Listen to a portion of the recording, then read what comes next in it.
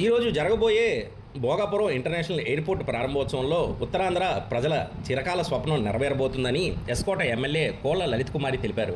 భోగాపురం విమానాశ్రయం ఉత్తరాంధ్ర ముఖ చిత్రాన్ని మార్చడమే కాకుండా ఈ ప్రాంత అభివృద్ధికి ఒక మోడల్గా నిలవబోతుందని అన్నారు.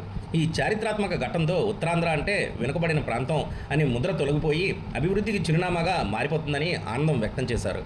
ఈ అంతర్జాతీయ విమానాశ్రయం ద్వారా ఈ ప్రాంత యువతకు పెద్ద ఎత్తున ఉద్యోగ ఉపాధి అవకాశాలు లభిస్తాయని లలిత్ కుమారి పేర్కొన్నారు.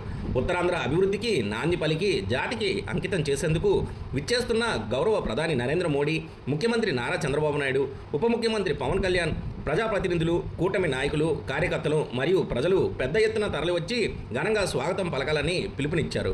ఉత్తరాంధ్ర ప్రజల కల నెరవేరుస్తున్నందుకు కూటమి ప్రభుత్వానికి, ప్రధానికి ప్రజల తరపున ప్రత్యేక ధన్యవాదాలు తెలిపారు.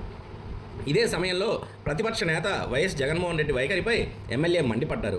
11 సీట్లకు పరిమితమైన జగన్ అబద్ధపు ప్రచారాలు మానలేదని ధ్వజమెత్తారు. తన హయాంలోనే భోగాపురం ఎయిర్పోర్ట్ అభివృద్ధి చెందిందని, జగన్ మాట్లాడడం విడ్డూరంగా ఉందని విమర్శించారు. 2014-19 మధ్య తెలుగుదేశం ప్రభుత్వం హయాంలో అప్పటి కేంద్ర మంత్రి అశోక్ గజపతిరాజు సహకారంతో చంద్రబాబు నాయుడు నాయకత్వంలోనే భోగాపురం ఎయిర్పోర్టుకి నాంది పడిందని, వాస్తవం రాష్ట్ర ప్రజలందరికీ తెలుసని గుర్తు చేశారు. వైసీపీ నాయకులకు విషయ పరిజ్ఞానం లేదని, నేషనల్ ఎయిర్పోర్టుకు ఇంటర్నేషనల్ ఎయిర్పోర్టుకు ఉన్న తేడా కూడా తెలియకుండా మాట్లాడటం హాస్యాస్పదమని వ్యాఖ్యానించారు. మాజీ ముఖ్యమంత్రిగా కనీసం సబ్జెక్ట్ తెలుసుకొని మాట్లాడితే ప్రజలు వినే అవకాశం ఉంటుందని, ఇకనైనా అబద్ధపు ప్రచారాలు మానుకోవాలని జగన్కు ఎమ్మెల్యే లలిత్ కుమారి హితవు పలికారు. నమస్కారాలు. ఇవాళ ఉత్తరాంధ్ర ముఖ చిత్రమే రేపు 1వ తారీఖున జరగబోయే ప్రధానమంత్రి గారు, రాష్ట్ర ముఖ్యమంత్రి వర్యుల భోగాపురం ఎయిర్పోర్ట్ ప్రారంభోత్సవ కార్యక్రమమే మా ఉత్తరాంధ్ర విజయనగరం జిల్లాకి ఒక ఆదర్శం. రేపు మరి జాతికి అంకితం చేయబోయే భోగాపురం ఇంటర్నేషనల్ ఎయిర్పోర్ట్ నిజంగా మా ఉత్తరాంధ్ర ప్రజలందరి కల, చిరకాల వాంఛ. మరి ఎన్నో ఏళ్ళగా ఈ ఉత్తరాంధ్ర ప్రజలందరి ఆశ రేపు నెరవేరబోతూ ఉంది.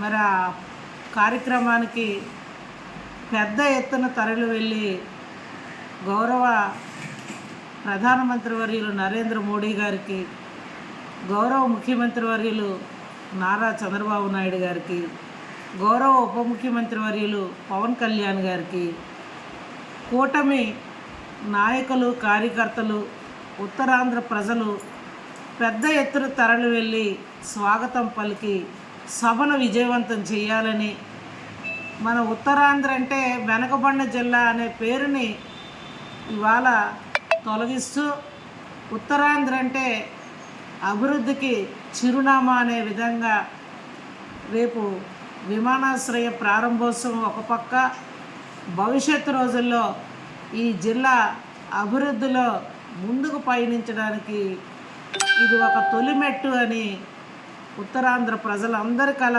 నెరవేరబోతూ ఉంది అని, మరి ఈ కార్యక్రమానికి ఈ ఉత్తరాంధ్ర అభివృద్ధికి నాంది పలికిన గౌరవ రాష్ట్ర కూటమి ప్రభుత్వానికి, గౌరవ ప్రధానమంత్రి వర్యులకి ఈ ఉత్తరాంధ్ర ప్రజలందరి తరపున ప్రత్యేకమైన నమస్కారాలు తెలియజేస్తూ, వారికి మేమంతా రుణపడి ఉంటాం ఈ ఉత్తరాంధ్ర ప్రజలవని మరొక్కసారి నమస్కరిస్తూ, మరి ఏదైతే యువతున్నారో పెద్ద ఎత్తున ఉద్యోగ ఉపాధి అవకాశాలు రాబోతూ ఉన్నాయి.